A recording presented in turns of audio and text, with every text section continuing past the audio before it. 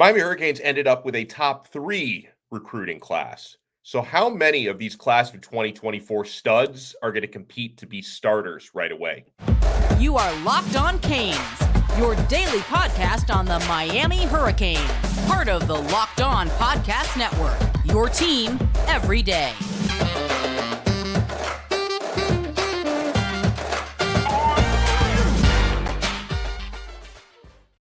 Happy Friday. We made it. I'm Alex Donno, your host. I'm a University of Miami alumnus, longtime South Florida sports radio vet, and contributor to allhurricanes.com. Thank you so much to the everydayers for making Locked On Canes your first listen and your first watch. We're free on YouTube and wherever you get your audio podcasts, part of the awesome Locked On Podcast Network, your team every day. Today's episode is brought to you by FanDuel. New customers, join today and you'll get $200 in bonus bets if your first bet of $5 or more wins. Visit FanDuel.com/LockedOn to get started. I am locked on here with a colleague of mine at allhurricanes.com, does a tremendous job. And we're actually, this is a process we don't always do here. We're brainstorming Liam Willerup's next story here on the show. We're going to be discussing what he's going to be writing about later today. And that is true freshmen competing to start. Liam, how are you, sir? I could not be any better right now, especially looking forward to the future of this team. It's making me a lot happier than I've been the last couple of years. Yeah, and this topic is something that's really been on my mind because, Miami had an awesome 2023 recruiting class. It was top 7. And by my count, you had 4 players who at certain points throughout the year had starting jobs. One of those being the punter, Dylan Joyce. Miami doesn't they did bring in a kicker, but Borregales is still here for another year. So I don't expect Abram Murray to be a starter just yet. But you had the punter, Dylan Joyce, last year. Rueben Bain earned a ton of starts last year. Mauigoa started every single game at right tackle. And Mark Fletcher also carved out a lot of starts last year at running back. And so I guess if I do the math, Liam, with this recruiting class being even better than last year's, you go from number 7 to number 3, I would imagine we're going to have a handful of players in this top 3 class who are going to be competing for starting jobs next year. Who are some of the ones that stand out to you? I mean, yeah, you mentioned it. Mario Cristobal has shown this even last year that he's not afraid to give guys a chance that they're going to be the best player on the field. So with that being said, my number 1 freshman that I expect to be competing, and not even just competing, I think he might just win the job outright, is going to be Zaquan Patterson coming over from Chaminade-Madonna. I mean, I was watching his tape last night. I see a lot of James Williams in him, and I feel like he'd fill that role just perfectly. The way he just is able to fly downfield, make tackles. He's a hard-hitting player. His special teams highlight reel is insane. He's also had some abilities to be a ball hawk as well. I feel like you throw him in there alongside the Washington transfer Powell, and that's a dynamic duo Miami can run with for a little while. Yeah, and I'm definitely going to co-sign on the competing aspect of it. I want to take a look at Savion Riley, who transferred in from Vanderbilt because he's got a little more experience, but I think the competition could be there to be had. And I co-sign on everything you said on Zaquan Patterson because, listen, I probably didn't watch enough high school football last year, but Chaminade was prominently featured on television a few times, including the state championship. And every time I watched Chaminade play, Zaquan was popping off just as much as Jeremiah Smith and Joshisa Trader. And he was, like you said, he was making plays all over the field, big hits, interceptions, big-time special teams plays. This is one of those kind of like Rueben Bain the year prior. I couldn't really figure out why Zaquan Patterson wasn't a 5-star, like what else he had to do to get there. So I could definitely see him competing. Who else you got? Yeah, I mean, and look at his teammate. I think Joshisa Trader's got a chance. I mean, you'll kind of be at first like, well, hey, we already have his position filled with Jacoby George. But I think he just has so much pure talent, it's going to be hard to keep him off the field. Of course, the X receiver position is where Miami needs the most help with Colby Young going off to Georgia. But I feel like there's going to be a way Shannon Dawson's going to have to get this guy on the field. The way he's got an insane highlight reel of acrobatic catches and the way he can really just get, run after the catch in the open field.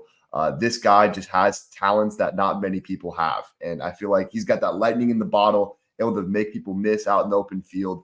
I truly think that he's going to impress people. And Shannon Dawson's got to sit down and say, hey, I may have a guy like Horton at X receiver that would step into that role, but maybe I have to move some things around to be able to get a guy like Trader out there a little bit more.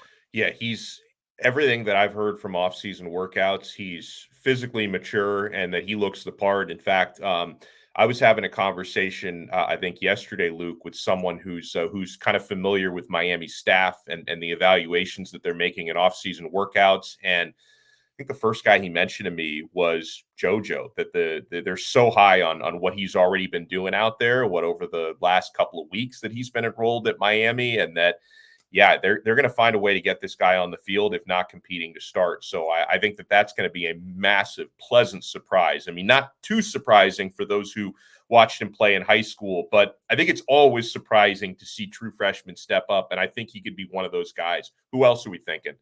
Yeah, one of the other ones I got is Justin Scott. I mean, look at his physical profile. This dude already matches up to what Leonard Taylor was. He's 6'4", 310 pounds, a multi-sport athlete, played basketball. So, he's got a little bit of swim move when he's trying to go for those rebounds. I mean, there's really no clear favorite right now to take the defensive tackle position.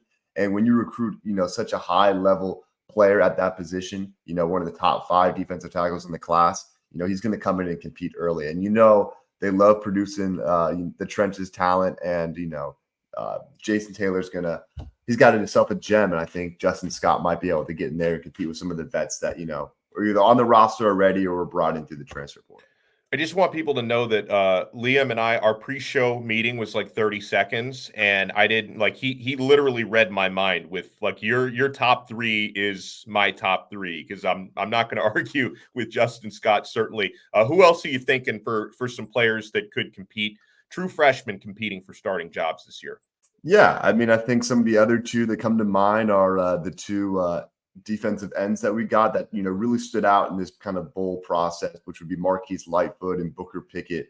Both 2 guys, the only concerns is, do they have the physical profile already get out there, already have Rueben Bain and Jaden Wayne and Akeem Messidor.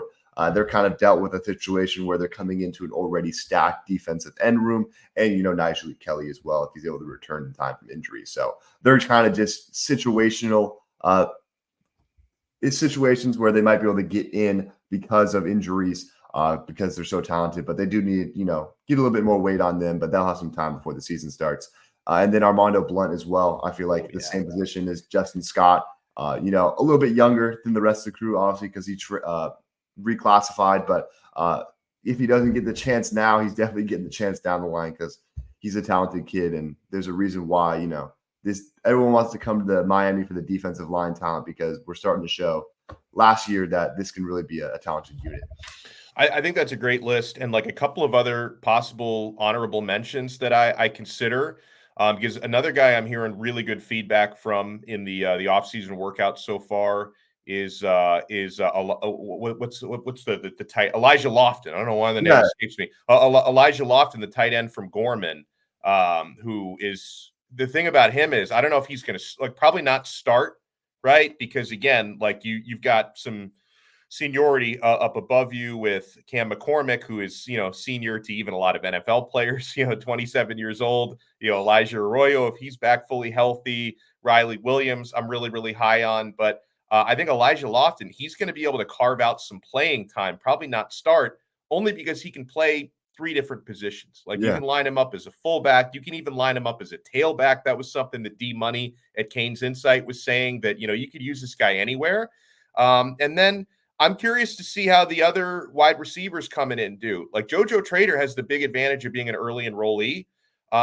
Chance Robinson, and I think I'm not 100% sure on Nye Carr. I don't think Nye is here early either. But for the 2 of them, there's so much talent that I have to wonder if at some point during the year, even if not necessarily week 1 or week 2, if guys like that can find playing time as well.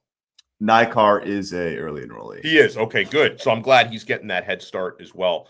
We have a lot more to talk about on this episode of Locked On Canes. My guy, Liam Willerup, is here from allhurricanes.com. And by the way, the conversation we're having right now about true freshmen competing for starting jobs, Liam's going to be writing about that later today on the website, allhurricanes.com.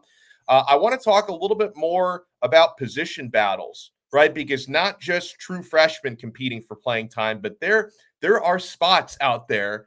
I want to identify 3, 4, 5 top position battles that we're going to start to see shaping up a little bit in the spring. So, folks, what you want to do, you want to keep it locked right here on a Friday. We are only getting started on this brand new episode of Locked On Canes. And I'm only getting started with FanDuel. Happy Super Bowl to those who celebrate from FanDuel, America's #1 sportsbook. If you're like me, Super Bowl Sunday is all about scoring the best seat on the couch, grabbing your favorite football snacks, and placing some super bets. I think I had 17 bets on the game last year. I'm going to shoot for 20 this year. FanDuel has so many ways for you to end the season with a W or 2 or 3 or 20, because not only can you bet on who will win Super Bowl 58, FanDuel also has bets for which players will score a touchdown, how many points will be scored in the game, and so much more. New customers join today, and you'll get $200 in bonus bets if your first bet of $5 or more wins. Just visit FanDuel.com/lockedon to sign up. That's FanDuel.com/lockedon. Make every moment more with FanDuel, an official sportsbook partner of the NFL. And thank you so much for making this Friday episode of Locked On Canes your first listen today. We're available free wherever you get your podcasts. We're available free on YouTube. We're part of the awesome Locked On Podcast Network, your team every day. Liam Willerup, a.k.a. the Lefty Liam, is with me here on this episode. So, Liam, let's talk about top position battles we're looking at coming in here, because a couple that I'm thinking about, I think there's going to be definitely battles. We talked a little about safety. I think there's going to be a battle for cornerback, kind of opposite Daryl Porter Jr., who I expect to be a starter. Obviously, it was a lockdown. I mean, the stats say he was a lockdown guy last year, but there could be some competition there outside of that. I think there could definitely be some competition for tight end. I think there could definitely be competition. We talked a little bit about safety. What are some of the areas, and who do you think are some of the most important players to watch there? Yeah, so I'll hit on those in a second, but it's not a sexy position battle, but running back 3. Obviously, we know Henry Parrish and Mark Fletcher are going to be the 1 and 2, whichever way that may bode. But, looking at running back 3, especially in a committee, it's a very important role. This was Mark Fletcher and Henry Parrish, and that was just them. This wouldn't be a position that you'd want to look at. But looking at some of the names, obviously Chris Johnson, returning freshman, A.J. Allen, was a transfer from Nebraska last year, Jordan Lyle, who I feel like has impressed many to where On3 has him as their #1 running back from this year's past class. Yeah. And then Trevante Citizen, who many are hoping to be able to get his breakout. Unfortunately, I do think it's just going to be end up being A.J. Allen again, being that #3 back. But if I had my choice of who I want it to be or who I really want to stand out, I'd really love for it to be Chris Johnson, to be able to have that just dynamic speed out there in the backfield. Because obviously Mark Fletcher and Henry Parrish both kind of, aren't really specialty backs. And when you have a guy like Chris Johnson that you can just go out there, throw a pitch to, and he can go get a 20-yard run, I feel like that's a huge momentum changer for Miami. What are your thoughts on that running back battle? I like it a lot. And this is going to be a position that we're going to have to definitely watch, like in the next transfer portal, because again, there's so many bodies there. You never know who may decide to dip into it. But I think it's pretty clear to me, like you were saying, who the top 2 are. With Mark Fletcher and Henry Parrish. Now, Fletcher's not going to be taking part in spring. Recovering from his offseason surgery. So, we hope he's ready by the start of the season, but that could give opportunities for, people like Trevante Citizen and Chris Johnson and even Chris Wheatley-Humphrey, who's on campus. Jordan Lyle is not on campus yet. He's going to be a summer enrollee, not an early enrollee, but on paper, it's one of the deepest positions that Miami has to offer. And, we thought for a hot second we were getting Rodney Hill, the former Florida State running back. But he decided to stick with FAMU, which makes sense because on scholarship at FAMU would not have been on scholarship in Miami. But when I think about all the names from A.J. Allen, Trevante Citizen, Chris Johnson, Jordan Lyle when he gets here, Chris Wheatley-Humphrey, of course, Fletcher and Henry Parrish right there at the top. I had a conversation, Liam, earlier this week with legendary former Miami Hurricanes running back coach Don Solinger, and he he feels like just the depth that Miami has now at that position is comparable to some of the great teams that he had when he had those super deep running back rooms, when Miami used to be winning national championships. So it's high praise from a guy who has coached that position at a high level. Yeah, I mean, those are NFL running back rooms. I mean, yeah, multiple NFL and starting NFL running backs nonetheless. But no, looking into more position battles, you talked about tight end. I mean, I would love to just kind of put Cam McCormick out of this conversation because if anything, he catches like 8 passes and he's only in for blocking reasons. right. So I think people really want to know who are going to be the guys competing for like the receptions out there, assuming that, we get those guys around. I think, Elijah Arroyo, like you mentioned, Riley Williams, who you're high on, and Elijah Lofton. I really think Riley Williams is going to be the one to break out here. I feel like we might be having a case of Zion Nelson with Elijah Arroyo. Don't know, how healthy he was because he was supposed to be healthy when he came back last year and then get really as much play as people were thinking he was. I mean, he was a Mackey Award preseason watch list. And I was like, maybe they really think highly of him here. But it seems like, it might be a different situation. I think Riley showed flashes, obviously, came in a lot of end of games and towards the end of the year, played a little bit more. But I think Riley could be the guy to really be the, pass catching tight end in this offense. Well, let's talk a little bit more about receiver because, obviously Xavier Restrepo, non-negotiable. That dude is the best receiver on the team and one of the best in the ACC and in the entire country. Jacoby George was clearly the second best guy last year. I know he's had some off the field issues. Once the report came out about the driving incident he had last month, it doesn't seem like it's as serious as some people initially thought. So I don't know, if there's going to be any suspension or anything like that. But Miami lost their other starter. They lost Colby Young, who transferred to Georgia. I'm pretty high on Isaiah Horton for, the efficiency of the numbers he put up last year. Just we haven't seen him do it as a featured guy, right? So can you just kind of extrapolate his really good stats from last year and, say, hey, if he's getting 20, 30 more snaps a game, is that going to carry over the same way? I think we're yet to find that out. Miami has obviously really versatile guys who haven't played a whole lot yet. We saw a little bit of Ray Joseph last year. Didn't see as much of Robbie Washington. We talked about players like Jojo Trader and Carr and Chance Robinson who are coming in this year. So I think Miami's got a ton of options there, Liam. They're just not a whole lot of proven commodities, but you've essentially got like what could be, I don't know, a 4 or 5 man battle royale to get on the field, the third most after X and George. Yeah, I mean, because it goes between Horton, Michael Redding can be in that list. Yeah. I forget. I always forget to mention him.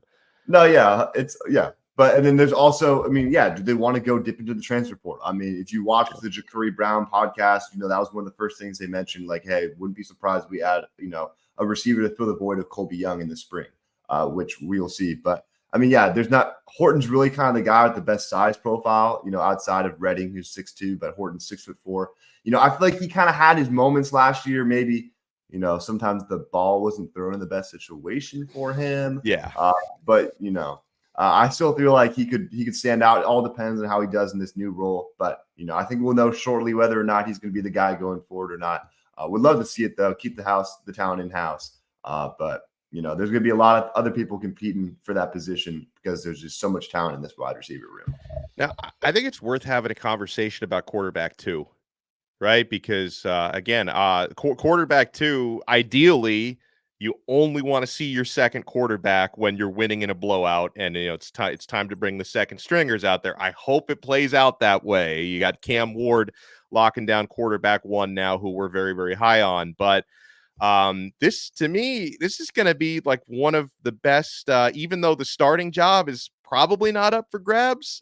This is going to be one of the more spirited competitions we see, I think, when you talk about Reese Poffenbarger, who's another guy who already seems to be getting very positive reviews for offseason workouts, Ja'Cory Brown, Emory Williams, and I don't know, I think Emory might be okay for the start of spring football. A friend of mine saw him on campus the other day. A friend of mine who works at Miami saw him, and it didn't look to my friend like he was wearing anything over the broken arm, that he may be going around without a cast or a sling or anything like that. So maybe he will be ready for spring football. But from spring into fall, I think QB2 is going to be a good competition. Yeah, well, I mean, obviously Miami now can't redshirt Jakari, so Jakari is going to obviously be in that conversation. So with Emery and Reese, it's an interesting way. Which way does Miami want to go? Obviously, Emery was great last year, earned that that backup spot, rightfully so. But no, now you add in a guy in Reese who's going to be motivated to come in. Probably didn't think, oh, I didn't know Cam Ward was going to be joining in, so now he wants to fight for a spot because he knows he might have long-term potential there. And Jakari, got his flashes during the Rutgers game. I think it's an interesting situation. Personally, I would want to see Jakari be the one to stand out in this. I love what Emery did last year, but I feel like with what the physical tools Jakari has, no one can turn away from that. 6'4", 220. He has the ability to make plays on his feet. Really want to see this be the breakout spring of Jakari Brown. So when we come back, I got to talk about the what people are describing as ugly shoes that I just bought. Like, did I just buy some ugly shoes?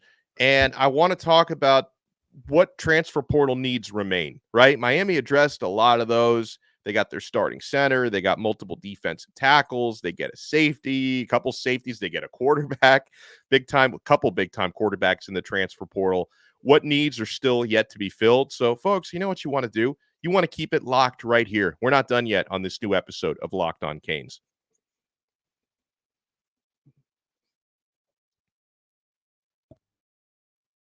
Thank you so much for making this episode of Locked On Canes your first listen and your first watch today. We're free wherever you get your podcasts. We're free on YouTube, part of the awesome Locked On Podcast Network, your team every day.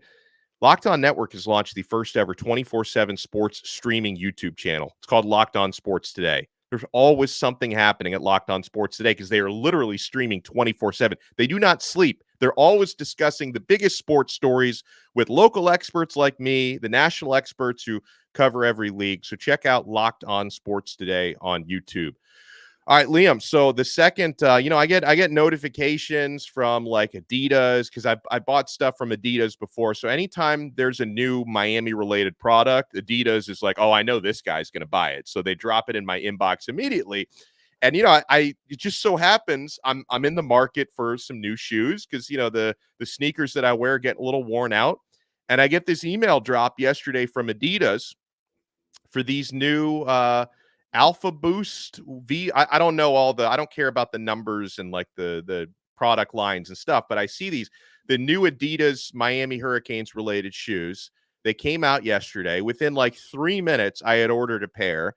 And then I go online and I see Miami fans all over X and Facebook and message boards just slamming these shoes, saying, oh, these are the ugliest things I've ever seen. We got to go back to Nike. Where's Nike? I guess, Liam, this confirms I don't have any taste, or I don't have the same taste that a lot of Miami fans have, because I see nothing ugly about these shoes. And I'm just like, hey, I need more Hurricanes-related sneakers. So I ordered these, and then I saw so many people trashing them. I'm like, wait, should I cancel the order? But no, I'm sticking with my guns. These are on their way. Delivery on February 7th. Let's freaking go. There we go. I don't think they're that bad. I think they got some style to them. I feel like the top left picture does not do justice to them, but the bottom right corner does a lot better justice. I mean, we've had some worse Miami shoes, okay? Let's not act like these are the bottom of the barrel. I don't think the black Ultra Boosts were even the best looking ever. I think the white Ultra Boosts are the best ones that we've had so far. Yeah, those were good. Yeah, I have those as well. I think these are perfectly fine. I feel like, a photo's not going to do justice. You got to see them on the feet first. So let's not make any, preconceived judgments out here. And let me, by the way, because I know the audio-only listeners get really annoyed when I pull up pictures on the screen. So can I try to describe these, okay? So these are the new, and you should check them out online, the new Adidas Miami Alpha Boost V1 shoes. It's primarily a gray shoe with white soles, but a gray shoe with some green trim, orange laces. They're the kind of shoes that you don't have to actually tie, which I kind of like, because I'm reverting back to like my 5-year-old doesn't really know how to tie shoes. He struggles with that, and I'm reverting back to my 5-year-old's level of being. I prefer not to have to tie my own shoes, so you don't have to tie these. And yeah, if you think they're ugly, I'll post these on my X account. These new Miami Alpha Boost V1 shoes. You guys should check them out. All right, so getting back to football, Liam. You referenced earlier that Ja'Carri Brown interview where, he made it seem like Miami definitely could be adding another wide receiver in the transfer portal. I don't know who that's going to be, because I know Miami had been linked to the JUCO receiver Leland Smith, but since, he was thinking about visiting last weekend, the visit didn't actually happen. So I'm not sure if Miami is still trending towards him, but obviously receiver seems like a position Miami still might go after. And to me, that might be it. Like, do you think it's receiver? Do you think there are any other spots Miami, when the transfer portal reopens, could be going after? Yeah, no, I think receiver is definitely a position, especially in the X spot, where we need to see how guys like Michael Redding and Isaiah Horton do in spring ball. But looking at other positions, I think cornerback could use a little bit more depth for competition. Yeah. You talked about Daryl Porter. It seems like his job is locked down. Damari Brown did show flashes towards the end of the last season. But I think you need more competition in this room. I mean, look what happened last year. All the talent they added at the cornerback position after the spring football game. I feel like we might see a similar situation if it's not what Miami wants. And then tight end, I think it's an interesting one.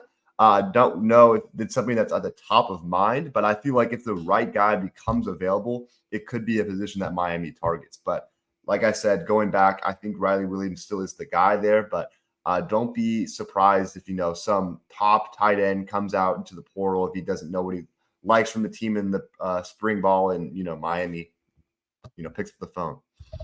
I want, and it's funny because we talked about this a little bit on our All Hurricanes chat, and we just talked about how deep the running back room is, yet they tried to add somebody, even if he wasn't on scholarship. Like they added for a hot second, Rodney Hill was committed to Miami, and then he ended up going back to FAMU where he's on scholarship. So it's like, that makes me wonder, like, did they just evaluate that as a unique situation where, hey, we can get this guy here off of scholarship and he's pretty good? Or could they actually be looking at more running backs? I kind of wonder about that. Maybe they try to get another PWO type, and maybe not use a scholarship on that. Yeah, no, definitely an option. I mean, if they went after Rodney Hill, there's obviously a reason that they think there needs to be a void filled in there, which, I don't know if we necessarily like hearing that, especially all the talk we have about the running back room. But I guess another position you might want to even look at is interior offensive line. Left guard, the position that opens up. Does Miami like what they have on the roster in terms of moving guys around to fill that need? Will Sampson be healthy? Will Zion Nelson be healthy? I feel like there's a lot of question marks. Will they be this? Will they be that? And maybe because Miami went after an offensive guard already in this portal class, and he didn't end up going to Miami. So we'll see. Maybe that's a position they circle back around to in the next part of the portal. And hey, we already have coaches leaving still. With Boston College and having a vacancy. So now, who knows who the next school next, and another guy's coming into the transfer portal. Yeah, and by the way, left guard, another important position battle coming up for next year, because I think Miami has worthy candidates who can fill that role. It's just a question of who steps up, right? I mean, the guy that I've kind of favored is Matthew McCoy. I know the coaching staff is really high on him, but then Tommy Kinsler, he might be ready to step up and compete. Samson Okunlola, if he's healthy. And then we also remember that if your five best offensive linemen, if you figure out who your best five are, maybe two of those favor the tackle position, you could move Jalen Rivers inside if you needed to. Like if a guy like Okunlola, who's probably characteristic-wise more of a tackle than a guard, like if he's really having a great fall camp and you're like, oh, we want to get him on the field, Jalen Rivers has done it before. He's more than capable of playing guard at a high level. So I think figuring out that battle and those competitions are going to be really interesting. So everyone be checking out Liam's work and my work and Brian Smith's work and Patrick Loney's work and everybody rowdy at the All Hurricanes team. Check out allhurricanes.com. Liam, thank you so much for taking the time, sir, and enjoy the rest of your weekend coming up. Will do. Take care. I'm excited to see the shoes, though. I'm waiting for the post. As soon as I'm hoping they come a little early, because I placed the order. I think it was yesterday afternoon, and I think it said February 7th. But sometimes they estimate a later date and they surprise you. So I'm hoping the ugly shoes come in the mail earlier than expected. Well, let's see. We'll be waiting on the official reviews from the experts over at X. So Absolutely. Yeah. And guys, make sure you follow on X. The Lefty Liam is where you find Liam. Follow us at Locked On Canes. If you follow us, we will follow you back. And we'll talk to you again tomorrow on another episode of Well, actually, later today. I'm going to do a happy hour episode later today with some recruiting news and some things that are happening. So we'll talk to you guys later on another episode of Locked On Canes, part of the awesome Locked On Podcast Network. Your team every day.